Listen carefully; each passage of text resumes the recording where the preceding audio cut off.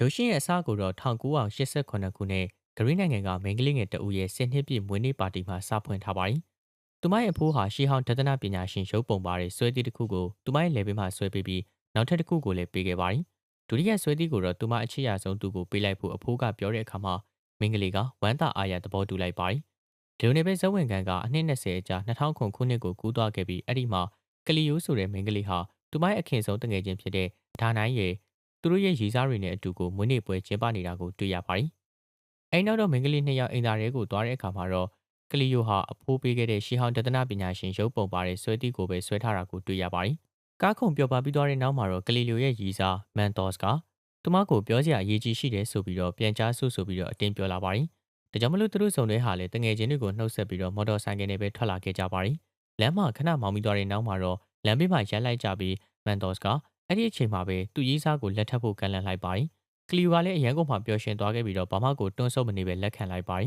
။ဒါပေမဲ့ရုတ်တရက်ဆိုသလိုပဲဇက်ဝင်ကန်က2015ခုနှစ်ရဲ့နှစ်သက်ကူအကြိုညကိုကူးသွားပြီးဒီမီထရီယက်စ်လာနယ်လို့ခေါ်တဲ့မူကင်းပေတာပမောက္ခတူမူကင်းစိတ်ပညာအကြောင်းသင်ကြားနေတာကိုတွေ့ရပါတယ်။အတန်ပြီးသွားတဲ့နောက်မှာတော့ဒီမီထရီယက်ဟာတက္ကသိုလ်အဓိပတိနဲ့ကိုတွေးဆုံခဲ့ပြီးတော့အဓိပတိကနှစ်သက်ကူကိုဘယ်သူနဲ့ကျင်းပပေးမှလဲဆိုပြီးတော့မေးတဲ့အခါမှာဒီမီထရီယက်ဟာသူ့မှာကြံရှိတဲ့တူရဲတော်မိသားစုဝင်ဖြစ်တဲ့သူ့ရဲ့အဖေနဲ့ကျင်းပမှဖြစ်ကြောင်းပြပြလိုက်ပါတယ်။ဒါကတော့အဓိပတိကိုစင်မကောင်းဖြစ်သွားစေပြီးတော့သူ့ရဲ့အဖေဖြစ်ခဲ့တာတွေအတွက်စင်မကောင်းဖြစ်ကြောင်းပြောလာခဲ့ပါတယ်။ခဏကြာမှာတော့ဒီမီထရီယက်ဟာစေယုံကိုရောက်ရှိလာခဲ့ပြီးတော့သူ့ရဲ့အဖေဟာမတော်တဆမှုကြောင့်သတိမေ့မျောနေတာကြပြီလည်းဖြစ်ပါတယ်။အပြင်မှာလူတိုင်းနှစ်သက်ကိုအတွက်ကိုမှပျော်ရွှင်အောင်ပွဲခံနေကြတဲ့အချိန်မှာဒီမီထရီယက်ကတော့သူ့ရဲ့အဖေနဲ့အတူတညလုံးရှိနေဖို့ဆုံးဖြတ်လိုက်ပါတယ်။တခြားသောတနေရာမှာတော့ခရစ်စတီးနာဒီလာဆိုတဲ့အမျိုးသမီးကသူမရဲ့တိုက်ကိုရောက်ရှိလာခဲ့ပြီးတော့ဓာတ်လေကားပြတ်နေတာကိုသတိပြုမိသွားပါတယ်။ဒါကြောင့်မလို့သူမကလှေကားကနေတက်သွားဖို့ကိုဆုံးဖြတ်လိုက်ပါတယ်။ဒါပေမဲ့လို့အဲ့ဒီအချိန်မှာပဲခရစ်စတီးနာဟာဦးခေါင်းမှာပြင်းထန်တဲ့ဒဏ်ရာရရှိပြီးတော့တွေးထွက်လွန်ကတေဆုံးသွားခဲ့ပါတယ်။လူသက်သမားကတော့ဓာတ်လေကားကပြတ်နေတယ်ဆိုတဲ့ဆိုင်းဘုတ်ကိုဖယ်ရှားပြီးတော့ထွက်ခွာသွားပါတယ်။နောက်တနေ့မနေ့မှာတော့ဒီမီထရီယက်ဟာဆေးရုံကနေပြီးတော့ကားနဲ့ထွက်လာတော့တရားသူကြီးဟောင်းဖြစ်တဲ့ခရစ်စတီးနာဒီလာကိုလွန်ခဲ့တဲ့နိုင်အနေငယ်ကတေဆုံးလျက်ကိုတွေ့ရှိခဲ့ကြောင်းရေဒီယိုကနေကိုကြားလိုက်ရပါတယ်။ရဲရီကတော့တေဆုံးသွားတဲ့သူဟာလှေကားပေါ်ကနေချော်လဲပြီးတော့တေဆုံးတာဖြစ်ကြောင်းမတော်တဆမှုတစ်ခုအဖြစ်ကိုမှသတ်မှတ်ထားပါတယ်။နောက်ထပ်ဆက်ဝင်ကမ်းမှာတော့အလက်ဆက်ပါပတ်ဆိုတဲ့ဆရာဝန်တဦးညီနဲ့တကောင်ရဲမှာသူ့ရဲ့ရုံးခန်းထဲမှာတယောက်တည်းအလုံးလုံးနေတာကိုတွေ့ရပါတယ်။အိမ်ထောင်မှာတော့ရုတ်တရက်ဆိုသလိုပဲအတန်တစ်ခုကြောင့်မလို့သူကတော့လန့်သွားခဲ့ပြီးတကားကိုသွားပြီးတော့စစ်ဆေးခဲ့ပေမဲ့ဘသူ့ကိုမှမတွေ့ခဲ့ရပါဘူး။အိမ်နောက်ဒေါက်တာပါပတ်ကသူ့ရဲ့စပွဲစီကိုပြန်လာပေမဲ့တစုံတယောက်အထဲကိုခိုးဝင်လာတာကိုသတိမထားမိပါဘူး။အဲဒီနောက်မှာတော့လူသက်သမားကဓာတ်နဲ့သူ့ရဲ့လက်ကိုအရင်ထိုးပြီးသွားတဲ့နောက်လေဘင်းကိုရဲရဲဆက်ဆက်လှိဖြတ်လိုက်ပါတယ်။အဲဒီနောက်လူသက်သမားကတော့မှတ်စုစာအုပ်ထဲကစာမျက်နှာတစ်ခုကိုလှန်လိုက်ရမှာနေဆွဲကဇန်နဝါရီ4ရက်ဖြစ်နေတာကိုတွေ့လိုက်ရပါတယ်။နောက်တနေ့မနက်မှာတော့ဒီမီထရီယက်ဟာအဓိပတိစီကဖုန်းလာလို့နိုးလာခဲ့ပြီးဆရာဝန်တယောက်ရဲဆက်ဆက်တပ်ပြတ်ခံရတာကိုပါသိလိုက်ရပါတယ်။အဓိပတိကတော့လူတန်းမှုဌာနကဒုတိယတပ်မှုဟာသူ့ရဲ့တငယ်ချင်းဖြစ်ကြောင်းနဲ့ရဲရစ်ကိုကူညီပေးဖို့ဒီမီထရီယက်ကိုတောင်းဆိုလာပါတယ်။သူ့ရဲ့မှုကင်းပေတာကျွမ်းကျင်မှုဟာစုံစမ်းစစ်ဆေးရေးမှာအဖိုးတန်နိုင်ကြောင်းအလေးပေးပြောကြားလာပါတယ်။ခဏကြာမှာတော့ဒီမီထရီယက်ဟာအခင်းဖြစ်တဲ့နေရာကိုရောက်လာပြီးဒုတိယရဲအရာရှိချုပ်ဖြစ်တဲ့အပိုစတိုနဲ့ကိုမှတွေ့ဆုံပါတယ်။ဒီမီထရီယက်ဟာဒေါက်တာပါပတ်ရဲ့အသက်မဲ့နေတဲ့အလောင်းကိုတတိပြုမိပြီးကျမ်းပြင်မှာပြောတင်တာကိုပြောပါနားမထောင်တင်သူတွေရဲ့စကားကိုနားမယောင်ပါနဲ့ဆိုတဲ့မှတ်ချက်စကားရေးသားထားတာကိုလည်းတွေ့လိုက်ရပါတယ်။လူသက်သမားကတော့ဆရာဝန်နဲ့လေပင်နဲ့လက်ချောင်းတွေကိုလှိဖြတ်ပြီးတော့သူ့ရဲ့သွေးတွေနဲ့အဲ့ဒီစကားကိုရေးခဲ့တာဖြစ်ကြောင်းရဲရီကပြပြလိုက်ပါတယ်။နောက်ထပ်ထူးဆန်းတဲ့အချက်ကတော့ဆရာဝန်ရဲ့အိတ်ကက်ထဲမှာယူရို220ပါတဲ့စာအိတ်တိတ်ကိုတွေ့ရှိရပါတယ်။ဒီလိုနဲ့ပဲမှတ်စုတွေအကုန်ရေးမှတ်ပြီးသွားတဲ့နောက်မှာဒီမီထရီယက်အိမ်ပြန်လာခဲ့ပြီးတော့အင်တာနက်မှာဒေါက်တာပါပတ်အကြောင်းကိုရှာဖွေခဲ့ပေမဲ့ဘာမှကိုမတွေ့ရပါဘူး။နောက်တနေ့မနေ့မှာတော့သူကတော့အပူစတိုနဲ့ရဲစခန်းမှာတွေ့ဆုံပြီးတော့ဒီလူတက်မှုရဲ့သဘောတဘာဝအရာဒါဟာစိတ်လက်မှန်မှာလုပ်ရတဲ့ရာဇဝတ်မှုမဟုတ်ပဲနဲ့ကြိုတင်ကြံစီထားတဲ့လက်စားချေမှုဖြစ်ကြောင်းကိုပြောလိုက်ပါတယ်။ဆရာဝန်အိတ်ကက်ထဲကတွေ့ရတဲ့220ဟာသွေးမပေနေတဲ့အတွက်ကိုလူသက်သမားကတမင်တကာကိုထည့်ထားတာဖြစ်ရမယ်လို့သူတို့ကဆွေးနွေးကြပြီးဒါဟာလက်ပေးလက်ယူမှုမျိုးတင်ကြတာတစ်ခုဖြစ်နိုင်ပါတယ်။နောက်ရက်တွေမှာဒီမီထရီယက်ဟာတက္ကသိုလ်မှာစာသင်ကြားရင်းသူ့ရဲ့အဖေကိုပြုစုရင်းနဲ့အပိုစတိုနဲ့ကိုမှဆက်လက်လုပ်ကိုင်နေပါတယ်။ဒီလိုနဲ့ပဲရန်နေငယ်ကြမှာသူရဲစခန်းကိုထက်ရောက်ပြီးဆရာဝန်မှုအတွက်ကိုမှလူအများကြီးကိုစစ်ဆေးခဲ့ပေမဲ့ဘာတဲလွန်စားမှမရသေးကြောင်းသိလိုက်ရပါတယ်။ဆရာဝန်ရဲ့ဖိုင်တွေထဲမှာလည်းဘာမှကိုမတွေ့ရသလို DNA စစ်ဆေးမှုတွေကလည်းဘာမှကိုထွက်မလာပါဘူး။ဒီမီထရီယက်ကအဲ့ဒီရှေးဟောင်းစကားဟာပိုက်တာကိုရဲရဲ့စကားဖြစ်ကြောင်းထောက်ပြပြီးတော့ဒါဟာလူသက်သမားဟာပညာတော်တော်တက်တဲ့အစင်းလောက်ကိုဖြစ်ကြောင်းပြနေတယ်လို့ဆိုပါတယ်။ရန်နေငယ်ကြမှာပဲဟိုတယ်ဝန်ထမ်းတဦးဟာအခန်းတန်ရှင်ရေးလုပ်ဖို့ကိုရောက်လာရမှာဂရင်းပေါ်မှာသူ့ရိုင်တွေကိုတေဆုံးနေတဲ့အမျိုးသားတယောက်ကိုတွေ့ပြီးတော့ထိတ်လန့်သွားပါတယ်။နေရာမှာလည်းနောက်ထပ်ပိုက်တာကိုရဲရဲ့စကားတခုဖြစ်တဲ့အမှန်တရားကိုဖုံးကွယ်တဲ့သူဟာရွှေကိုမြုပ်နှံသူဖြစ်တယ်ဆိုတာကိုရေးထားပါတယ်။မကြာခင်မှာပဲဒီမီထရီယက်ဟာအပိုစတိုစီကနေကိုဒီလူတက်မှုသတင်းကိုဖုန်းလက်ခံရရှိပြီး အခင်းဖြစ်ပွားရာနေရာကိုချက်ချင်းဆိုသလိုပြေးသွားပါတယ်။ဟိုရောက်တော့တေဆုံတဲ့သူရဲ့နာမည်ကတော့ Diosanes ဖြစ်ပြီးရှင်းနေတရားဖြစ်ကြောင်းသိလိုက်ရပါတယ်။ဒီလိုနဲ့ပဲတေဆုံတဲ့သူရဲ့ရှာကိုလှိဖြတ်ထားတဲ့တိကျမှုအရလူသက်သမားဟာအခန္ဓာပေဓာနဲ့ခွဲစိတ်မှုဆိုင်ရာနောက်ခံသမိုင်းကြောင်းရှိတဲ့သူဖြစ်ရမယ်လို့စေဘက်ဆိုင်ရာအရာရှိကရှင်းပြပါတယ်။တေဆုံတဲ့သူရဲ့လက်ဘေးမှာလည်းစေးထိုးအရာလေးတစ်ခုကိုတွေ့ရတာကြောင့်မလို့လူသက်သမားဟာမတက်ခင်မှာမေ့စေးပြေးခဲ့တာပေါ်လွင်ပါတယ်။နောက်ပိုင်းမှာတော့အပိုစတိုကပိုက်တာဂိုရက်ရဲ့စကားအရဒါဟာအရင်လူသက်သမားပဲဖြစ်ရမယ်လို့ပြောပေမဲ့ဒီမီထရက်စ်ကဒါဟာတခုတည်းသောတူညီချက်မဟုတ်ကြောင်းနဲ့အရင်အမှုတွေမှာလည်းပါဝင်ခဲ့တဲ့နံပါတ်220ကအခုတခါလေအခန်းနံပါတ်220ဖြစ်နေတာကိုထောက်ပြလိုက်ပါတယ်။ဒီလိုနဲ့အချိန်တော်တန်ကြာပြီးသွားတဲ့အခါမှာရင်ခွဲစစ်ဆေးချက်အဖြစ်တွေထွက်လာပြီးတော့တေဆုံသူဟာစီးခက်ခံရပြီးသွားတဲ့နောက်ရှာအလှီးခံရကသွေးထွက်လွန်ပြီးတေဆုံတာဖြစ်ကြောင်းအပိုစတိုကပြောပြပါတယ်။ဒီလူသတ်မှုကိုအမျိုးသမီးလူသက်သမားကကျူးလွန်တာဖြစ်နိုင်ပြီးသူမကဒီလူကိုဟိုတယ်ခန်းထဲကိုမြှူဆွဲပြီးတော့ခေါ်လာတာဖြစ်နိုင်တယ်ဆိုပြီးတော့ဒီမီထရီယက်စ်ကယူဆပါတယ်။သူတို့အဲ့ဒီရေးထားတဲ့စာစကားကိုတေချာလေးလာခဲ့ကြပြီးတော့ရှေးဟောင်းဂရိစကားပါဝင်တဲ့နောက်ထပ်တေဆုံမှုတစ်ခုကိုသူကတော့မှတ်မိကြောင်းအပိုစတိုကပြောပါတယ်။ဒါပေမဲ့အဲ့ဒီအမှုမှာတော့တေဆုံတဲ့သူဟာကိုအဆုံးစီရင်ခဲ့တာပါ။အဲ့ဒီနောက်အပိုစတိုက Job Force ဆိုတဲ့လူတစ်ယောက်ရဲ့ file ကိုသူ့ရဲ့လက်အောက်ငယ်သားစီကကိုတောင်းထားလိုက်ပါတယ်။ရှေးဟောင်းဘာသာစကားနဲ့ကိုမှဘွဲရထားတဲ့ George ဟာကိုကျိုးဆွဲချတေဆုံခဲ့တာဖြစ်ပြီးတော့သူဟာစိတ်ကြောက်ဝေဒနာခံစားနေရကြောင်းသူ့ရဲ့ဇနီးဟောင်းကပြောပြထားပါတယ်။ဒီမီထရီယက်စ်ကအဲ့ဒီအမှုကဓာတ်ပုံတွေကိုကြည့်ရမှာလူအလုံးဟာလေတေဖို့ကံပါလာကြတဲ့သူတွေဖြစ်တဲ့ဆိုတဲ့နောက်ထပ်ဂရိစကားတစ်ခုကိုသတိပြုမိသွားပါတယ်။သူဘယ်တော့ကတေတာလဲဆိုပြီးတော့မေးတဲ့အခါမှာဇန်နဝါရီ2ရက်နေ့မနက်မှာအိမ်ပေါ်ကတွေ့တာဖြစ်ကြောင်းကိုအပိုစတိုကပြောလိုက်ပါတယ်။ဒါပေမဲ့လို့တေဆုံတဲ့သူရဲ့လက်ပတ်နာရီဟာ2နာရီမိနစ်20မှာရက်နေတာကိုဒီမီထရီယက်စ်ကလည်းထောက်ပြလိုက်ပြီးတော့ဒီလူဟာလေဒီလူသက်သမားရဲ့လက်ချက်ပဲဆိုတာကိုပြနေပါတယ်။အဲ့ဒီအချိန်မှာပဲဒီမီထရီယက်စ်ကစေယုံကနေဖုန်းရလို့ပြေးကန်ရမှာတော့သူ့ရဲ့အဖေဟာပြင်းထန်တဲ့လေဖြတ်ဝေဒနာခံစားလိုက်ရတာကိုသိလိုက်ရပါတယ်။သူ့အဖေဟာအခုအသက်ရှူဆန်တဲ့နေရတာဖြစ်ပြီးဒီမီထရီယက်စ်ကခွင့်ပြုပေးရင်တော့စက်ကိုဆရာဝန်ကဖြုတ်ပေးမှဖြစ်ကြောင်းရှင်းပြလိုက်ပါတယ်။ဘယ်တော့မှပြင်မကောင်းနိုင်တော့မဲ့သူကိုဒုက္ခရှိအောင်လို့လုပ်နေတာပဲဖြစ်လို့ဒါဟာအကောင်းဆုံးဖြစ်မယ်လို့ဆိုလိုက်ပါတယ်။ဒါပေမဲ့လို့ဒီမီထရီယက်စ်ကတော့ဒါကိုပြပြတသားညှင်းဆိုပြီးသူ့ရဲ့အဖေကိုဘယ်လိုနည်းနဲ့မဆိုအသက်ရှင်စေချင်ပါတယ်။ရန်နေခင်ကြတဲ့အခါမှာအပိုစတိုဟာအဓိပတိနဲ့ကိုတွေးဆုံပြီးတော့နောက်ပိုင်းမှာသူ့ကိုအဆက်အသွယ်မလုပ်တော့တဲ့ဒီမီထရီယက်စ်အကြောင်းကိုမေးမြန်းကြည့်လိုက်ပါတယ်။အဓိပတိကဒီမီထရီယက်စ်ရဲ့အဖေအခြေအနေတွေကိုပြောပြပြီးတော့လွန်ခဲ့တဲ့နှစ်ပေါင်းများစွာကကားတိုက်ခံရတဲ့ပုံကိုလည်းဖွင့်ပြလိုက်ပါတယ်။ကာမောင်းနဲ့သူဟာလည်းသူ့ကိုပြစ်ထားခဲ့ပြီးတော့ထွက်ပြေးသွားခဲ့ကဘာအပြစ်ဒဏ်ရာမှမရခဲ့ပေနဲ့တနာစရာအဖိုးကြီးကတော့အဲ့ဒီအချိန်ကတည်းကကိုဒုက္ခခံစားနေရတာပါ။နောက်ပိုင်းမှာတော့ဒီမီထရီယက်စ်ဟာလူသတ်မှုအလုံးကိုဆက်လက်စုံစမ်းစစ်ဆေးပြီးတော့အပိုစတိုနဲ့တွေ့ကသူတွေးရှိနေတာတွေကိုမျှဝေပါတယ်။လူသက်သမားဟာလည်းဒီလူအလုံးကိုတခုခုအတွက်ကိုမှအပြစ်ပေးနေတာဖြစ်ကြောင်းသူကဆိုပါတယ်။ဒီဆိုဆာနက်စ်အကြောင်းအွန်လိုင်းမှာရှာဖွေရမှာတရားသူကြီးဟောင်းခရစ်စတီနာရဲ့နာမည်လည်းပါလာတာကိုတွေ့ရပါတယ်။သူတို့နှစ်ယောက်ဟာချင်းချောက်ငွေတောင်းမှုလူသက်မှုနဲ့မွေးရစေဝါအမှုတွေအပါအဝင်အမှုပေါင်း30ကျော်မှာရုံတော့ကိုလှည့်စားတယ်ဆိုပြီးတော့ဆွဆွဲခံထားရတဲ့သူတွေပါခရစ်စတီနာဟာလေကားပေါ်ကပြုတ်ကျပြီးတော့မတော်တဆဆိုသလိုတေတာဆိုပြီးတော့အပိုစတိုကပြောပေမဲ့ဒီမီထရီယက်စ်ကတော့ဒါဟာတကယ်တည်းမတော်တဆမှုမဟုတ်ဘူးဆိုပြီးတော့ယုံကြည်နေပါတယ်သူမဟာအသက်ကြီးနေပြီဖြစ်ပေမဲ့လို့အဲ့ဒီနေ့မှာလေကားကနေကိုတက်သွားတာကိုလည်းသူကထူးဆန်းတယ်ဆိုပြီးတော့ထင်နေခဲ့ပါတယ်ဒါကြောင့်မလို့သူတို့နှစ်ယောက်ဟာခရစ်စတီနာမသိဆုံးခင်ကနေခဲ့တဲ့တိုက်ခန်းကိုတွားကြည့်ဖို့ကိုဆုံးဖြတ်လိုက်ပါတယ်ရောက်တဲ့အခါမှာဓာတ်လေကစီးသွားခဲ့ပေမဲ့ပထမတက်မှာနေရန်ပေါ်ကစာသားတစ်ခုကိုဒီမီထရီယက်စ်ကလည်းသတိပြုမိသွားခဲ့ပါတယ်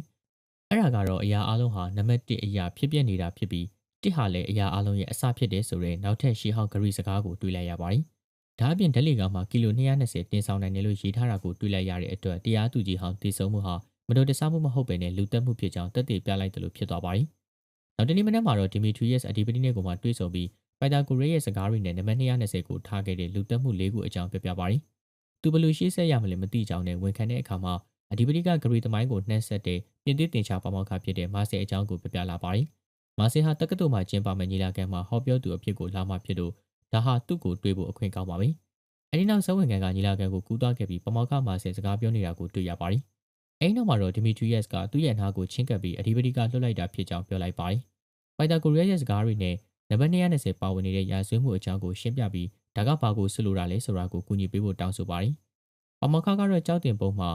Etro ego လို့ရေးလိုက်ခဲ့ပြီးတော့ဒါဟာလည်းတအားသားမီငါးရဲ့တခြားတစ်ဝက်လို့အဓိပ္ပာယ်ရတဲ့အကြောင်းဖြစ်ပါတယ်။ဒီ Etro ego ဆိုတဲ့အယူအဆဟာပိုက်တာဂိုရက်နောက်လိုက်တွေကြားထဲမှာ MK ပဲနံပါတ်နဲ့ကိုမှပတ်သက်ပြီးလူသိများကြောင်းနံပါတ်တစ်ခုစီတိုင်းဟာလည်းနောက်ထပ်နံပါတ်တစ်ခုရဲ့တခြားသောတစ်ဝက်လို့သတ်မှတ်ကြကြောင်းရှင်းပြလိုက်ပါတယ်။ဥပမာ220နဲ့284လို့မျိုးပါ။ဒါဟာနံပါတ်တစ်ခုစီရဲ့စာခွဲကိန်းတွေအားလုံးကိုပေါင်းလိုက်ရင်တော့နောက်ထပ်နံပါတ်တစ်ခုနဲ့ညီနေတာကိုဆိုလိုတာပဲဖြစ်ပါတယ်။မာစေက284ရဲ့စာခွဲကိန်းကိုဥပမာတွေဖြစ်ကိုမှခြာရေးပြပါတယ်။အဲ့ဒီစာခွဲကိန်းတွေကိုပေါင်းလိုက်တဲ့အခါမှာစုစုပေါင်း220ရလာတာကြောင့်ဒီမီထရီယက်စ်ဟာအံ့အားသင့်သွားခဲ့ရပါတယ်။တခြားသောတနေရာမှာတော့အပိုစတိုဟာဂျိုးဆဲချတည်ဆုံခဲ့တဲ့ ဂျော့ရှ်ရဲ့အဖေဖောစီကိုတွားလိုက်ပါတယ်အဖိုးကြီးဟာသူ့ရဲ့သားအကြောင်းကိုပြပြရမှာသူဟာလည်းလူကောင်းတစ်ယောက်ဖြစ်ပေမဲ့လူမှားပေါင်းမိခဲ့ကြောင်းပြပြလိုက်ပါတယ်ဂျော့ဟာလည်းနောက်ထပ်မတော်တဆမှုတစ်ခုမှပါဝင်ခဲ့ပြီးတော့အဲ့ဒီနောက်ပိုင်းမှာအရာအလုံးပြောင်းလဲသွားကစိတ်ကြဝေဒနာခံစားခဲ့ရကြောင်းကိုပြပြလိုက်ပါတယ်ဒါကိုကြားတဲ့အခါမှာအပိုစတိုဟာအားတင်သွားခဲ့ရပြီးတော့အဲ့ဒီမတော်တဆမှုအကြောင်းကိုစတင်စုံစမ်းပါတယ်နောက်ပိုင်းမှာတော့ဒီမီထရီယက်ဟာအိမ်မှာတင်ချတွက်ချက်မှုတွေကိုလုပ်နေတော့အပိုစတိုကရောက်ရှိလာခဲ့ပြီးတည်ဆုံးသူအလုံးကိုဆက်သွယ်ပေးမဲ့အမှုတစ်ခုကိုရှာတွေ့ပြီးဆိုပြီးတော့ပြောလိုက်ပါတယ်အဲ့ဒါကတော့2009ခုနှစ်ကကလီယိုနဲ့သူမရဲ့ရည်စားမန်တော်စတိုကကလစ်ကအထွက်မှာကားတိုက်ခံရတဲ့အမှုပဲဖြစ်ပါတယ်ကောင်မနဲ့သူကတော့နာမည်ကြီးစက်မှုလုပ်ငန်းရှင်တဦးရဲ့သားတိုနီမာရီလက်စ်ဖြစ်ပါတယ်ရုံးတင်စစ်ဆေးတဲ့အခါမှာတော့သူဟာဆိုင်ကယ်သမားဟာသူ့ရဲ့ရည်စားနဲ့ကလူနေလို့ဒီမတော်တဆမှုဖြစ်တာပါဆိုပြီးတော့ဆွဆွဲခဲ့ပါတယ်အဲ့ဒီညကတူတဲ့တော့မျက်မြင်သက်သေကတော့ကားပေါ်မှာလိုက်လာတဲ့ဂျော့ချ်ဖြစ်ပြီးသူကမာရီလက်စ်ရဲ့မဟုတ်မမှန်ဆွဆွဲချက်တွေကိုထောက်ခံခဲ့ပါတယ်ထိတ်လန့်စရာအလှည့်ပြောင်းကတော့အဲ့ဒီအမှုရဲ့ခုခံခြေပါတဲ့ရှေ့နေကဒီဆိုစာနဲ့ဖြစ်နေပြီးတော့ဒေါက်တာပါပတ်စ်ကတော့မာရီလက်စ်ဟာအရင်မူပြီးတော့မောင်းတာမဟုတ်ဘူးဆိုပြီးတော့အတီးပြူပေးခဲ့တဲ့ဆရာဝန်ဖြစ်နေပါတယ်ဒါပြင်အဲ့ဒီအမှုကိုစီရင်ခဲ့တဲ့တရားသူကြီးကတော့တခြားသူမဟုတ်ဘဲနဲ့မာရီလက်စ်မှာအပြစ်မရှိကြောင်းဆုံးဖြတ်ခဲ့တဲ့ခရစ်စတီနာဒီလာပင်ပဲဖြစ်ပါတယ်ဒါကိုကြားတဲ့အခါမှာဒီမီထရက်စ်ဟာလည်းထိတ်လန့်သွားခဲ့ပြီးအဲ့ဒီစုံတွေဘာဖြစ်သွားတယ်လဲဆိုပြီးတော့မေးရမှာကလီယိုဟာအဲ့ဒီနေရာမှာတည်ဆုံသွားခဲ့ကြောင်းအပိုစတိုကရှင်းပြလိုက်ပါတယ်သူမရဲ့လက်စွဲအိတ်ထဲမှာနှကန်းနီရဲ့9ယူရိုရဲ့တောကျိတ်ရဲ့ဖုန်းနဲ့နံပါတ်284လို့ရေးထားတဲ့ဆွဲသီးတစ်ခုကိုတွေ့ခဲ့ရပါတယ်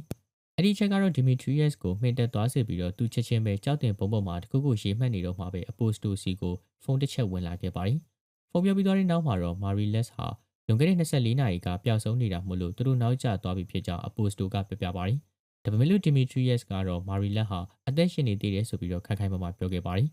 အမေကေဘဲနံပါတ်သီယိုရီအရာကတော့လူသက်သမားဟာသူ့ကိုမေလ22ရက်နေ့မှာတပ်ဖို့စီစဉ်ထားတာပါ284ကိုတိတိကျကျစားလို့ပြတ်တဲ့ဂိမ်းကနက်တွေဟာလူသက်မှုတွေဖြစ်ပွားခဲ့တဲ့ရက်ဆွဲတွေနဲ့ကိုက်ညီနေတာကိုသူကတော့ရှာဖွေတွေ့ရှိခဲ့ပါတယ်။အဲဒီနံပါတ်5ခုကိုပေါင်းလိုက်တဲ့အခါမှာ220ရလာပြီးတော့အရင်အမှုတွေနဲ့ကိုဆက်ဆက်နေပါတယ်။ဒီပုံစံအရဆိုရင်တော့လူသက်သမားဟာတရားသူကြီးကိုနှစ်ဆန်း1ရက်နေ့မှာတက်ခဲ့တယ်။ဂျော့ချ်ကိုဒုတိယမြောက်နေ့မှာတက်တယ်။ဆီယာဝင်ကိုစတုတာမြောက်နေ့မှာတက်ပြီးတော့ရှေ့နေကိုတော့81ရက်မြောက်တဲ့နေ့ဖြစ်တဲ့မတ်လ12ရက်နေ့မှာတက်ခဲ့တာပါ။တနည်းရက်142ရက်မြောက်တဲ့နေ့ဟာမေလ22ရက်နေ့မှာကြာရောက်တာဖြစ်လို့လူသက်သမားဟာတိုနီမာရီလက်စ်ကိုအဲ့ဒီနေ့မှာတက်လိမ့်မယ်ဆိုပြီးတော့ခံမှန်းရပါတယ်။ဆိုင်ကယ်သမားမန်ဒေါ့စ်ဘာဖြစ်သွားတယ်လဲဆိုပြီးတော့ဒီမီထရီယက်စ်ကမေးတဲ့အခါမှာသူကတော့ဒဏ်ရာအပြင်းထန်ရခဲ့ပေမဲ့အသက်ရှင်သန်ခဲ့ကြောင်းအပိုစတိုကပြပြလိုက်ပါတယ်။ဂျယ်ရီကသူ့ကိုဖမ်းဖို့စီစဉ်နေတာကြောင့်အချိန်မပြုံးပဲဒီမီထရီယက်စ်ဟာသူ့ရဲ့အတီးတယောက်စီကနေမန်ဒေါ့စ်ရဲ့လိပ်စာကိုရယူလိုက်ပါတယ်။မကြာခင်မှာပဲဒီမီထရီယက်စ်ဟာမန်ဒေါ့စ်ရဲ့အိမ်ကိုရောက်ရှိသွားခဲ့ပြီးဘိန်းတက်ကလတ်ထိုင်နေဖြစ်နေတာမတော်တဆမှုကြောင့်မျက်နှာပြက်စီးနေတဲ့မန်ဒေါ့စ်နဲ့ကိုမှတွေ့ဆုံခဲ့ပါတယ်။မန်ဒေါ့စ်ကအဲ့ဒီမတော်တဆမှုဖြစ်တဲ့ညကိုသူဘယ်တော့မှမမေ့နိုင်ဘူးလို့ဆိုပါတယ်။မာရီလက်စ်ကတော့သူ့ကိုကူညီမဲ့အစားအယံမူနေတာကြောင့်မလို့သူ့ရဲ့ကားမှာသွေးပိမှာဆိုလို့လူရန်ကားတယောက်လိုမျိုးထွက်ပြေးသွားခဲ့တာပါ။ကလီယိုဟာလည်းမေစီးပေတာပညာရှင်တယောက်ဖြစ်ဖို့ဘယ်လိုမျိုးစူးစမ်းခဲ့ပုံနဲ့သူတို့ရဲ့အနာဂတ်အတွက်ကိုမှအိမ်မက်တွေအကြောင်းကိုမန်ဒေါ့စ်ကပြောပြပါတယ်။ဒီနေရာမှာဒီမီထရီယက်စ်ကတော့သူဟာလက်စားချေဖို့ဒီလူတွေကိုတတ်ခဲ့တာလားဆိုပြီးတော့မေးပေမဲ့မန်ဒေါ့စ်ကတော့သူမလုပ်ခဲ့ဘူးဆိုပြီးတော့ပြပြတတပြောလိုက်ပါတယ်။သူဟာဘာမှကိုမလုပ်နိုင်ပေနဲ့သူ့ရဲ့အမေကသူ့ကိုကလေးတယောက်လိုမျိုးပြုစုနေတာဖြစ်ကြောင်းသူကတော့ရှင်းဖွင့်ပါတယ်။သူဟာလူတက်ဖို့နေတတကလီယိုရဲ့ကူစီတော်မှပန်းသွားမချနိုင်ဘူးဆိုပြီးတော့ပြောလိုက်ပါတယ်။မန်ဒေါ့စ်ကတော့အကယ်၍ဒီမီထရီယက်စ်ဟာလူသက်သမားကိုရှာတွေ့ခဲ့ရင်လူသက်သမားကိုကျေးဇူးတင်လို့သူ့ရဲ့လက်ကိုနှမ်းကျင်ထားကြောင်းမလို့သူ့စီကိုတစ်ခါလောက်ခေါ်လာပေးဖို့ကိုတောင်းဆိုလိုက်ပါတယ်။ဒါကိုကြားတဲ့အခါမှာဒီမီထရီယက်စ်ထွက်လာခဲ့ပါတယ်။အပြင်ရောက်တဲ့အခါမှာရဲတွေကမန်ဒေါ့စ်ကိုစစ်ဆေးဖို့ရောက်လာတာကိုတွေ့ရပါတယ်။နောက်တစ်နေ့မှာတော့အဓိပတိကဒီမီထရီယက်စ်ကိုတန်တရားရှိတဲ့သူတွေရဲ့အိမ်ကိုသွားပြီးကိုအန်နီရဖြစ်အောင်လို့လုပ်တဲ့အတွက်ကိုစုနေခဲ့ပါတယ်။သူ့အဖေရဲ့မတော်တဆမှုကြောင့်ဒီအမှုမှာပုံကိုယ်ရဲ့အရာခန်းစားချက်တွေပါနေသလားဆိုပြီးတော့အဓိပတိကမေးပေမဲ